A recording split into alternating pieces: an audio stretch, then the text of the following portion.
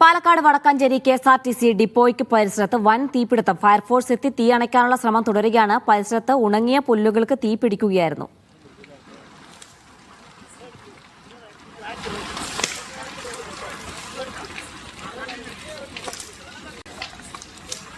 സാജിദ് അജ്മൽ ചെയ്യുന്നുണ്ട് വിവരങ്ങൾ നൽകാനായി. സാജിദ്, എപ്പോഴാണ് തീപിടുത്തം ഉണ്ടായത്? എന്താണ് ഇപ്പോഴത്തെ സാഹചര്യം? തീ നിയന്ത്രണ വിധേയമായിട്ടുണ്ടോ?